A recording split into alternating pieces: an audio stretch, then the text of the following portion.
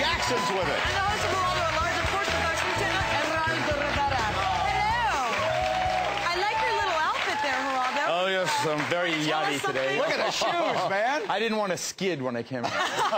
Actually, the only brown shoes I had in the office, everything else was brown, so And your tie has sailboats? And it has little sailboats. I have my sailboat in front of the house, so I'm very... I sense you're sailing later today. I am sailing the instant we get off the air. But you got that right. I have my sailboat in front of my house. Yeah. What a life. Yeah. You can see it on the West Side Highway if you're in the West Side Highway up by the George Washington Bridge. You know, you really can. Say hello to his boat. Gwen, great to have you with us. Thank you. Are you ready for this? I'm ready. Beautiful. Let's get it started. First up this morning, things are not looking good for Casey Anthony. She's the mother of 2-year-old CAYLEE Anthony, reported missing in June. I mean, when was she reported missing, though? That's the question. 911 calls and a taped conversation paints a not-so-sympathetic picture of the 22-year-old mom. Yeah, let's take a listen and a look at the timeline. Police first learned CAYLEE was missing on July 15th when Cindy Anthony, Casey's mom, made this call to 911. I told you my daughter was missing for a month. I just found her today, but I can't find my granddaughter. And she just admitted to me that she's been trying to find her herself. There's something wrong. I found my daughter's car today, and it smells like there's been a dead body in the damn car. And then Casey herself gets on the phone. And you last saw her a month ago? 31 days. It's been 31 days. Yeah, why are you calling now? Why didn't you call 31 days ago?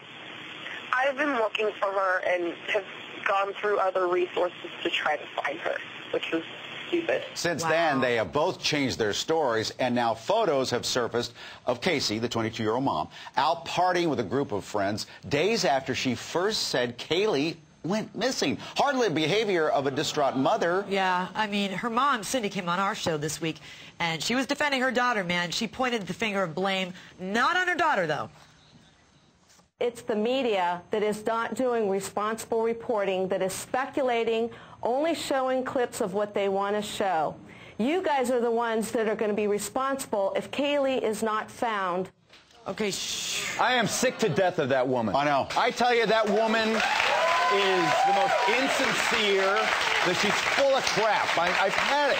I've had it with her. She came on my show, gave me that same bill of goods. Her daughter doesn't show her granddaughter for 31 days, and it's our fault. It's our fault? That's preposterous. This is a dishonest family, and that 22-year-old deserves to be in jail with that $500,000 bail, and I bet you this is going to be a murder investigation before you know it, and this woman, the 22-year-old, is going to be charged with homicide. Why are they keeping her, though, in jail? I mean, why would they not let her out, maybe follow her around? There is a strategy to this, I take it. It looks like there is a strategy, and the strategy is, look, we got to keep her in jail. We got to squeeze her so that we can get as much information as possible out of this girl. Hopefully she'll crack. It looks like she's continuously not being honest, not being forthcoming. What good is she on the outside? It's better for her to be on the inside. You've been following this now for weeks. What's your take on it? What's the gut? My gut feeling, you know, I'm actually in agreement with Geraldo on this. I think they're very disingenuous. I think that the only thing that sounded genuine was the tape of the grandmother that sounded very upset that day.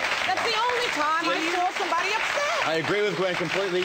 There's a phrase in the law called excited utterance, where something happens to you spontaneously, you react spontaneously. That first 911 call from that grandmother, that was the only honest thing she said in this whole investigation. My daughter, it tells me her child's been missing 31 days. It smells like death in the car. The cop said it smelled like death. The cadaver dog said it smelled like death. Is she just in massive denial, possibly? Well, she's on the cover of People magazine today, the new issue today. This case is on the cover. They tell a story, very telling, of her walking the dog. The dog does its business. The mother, Casey, takes the dog in someone's backyard. The dog does the business. They are confronted by the neighbors. Why'd you let your dog poo on my backyard? She's got the dog on a leash. She says, oh, no, I didn't.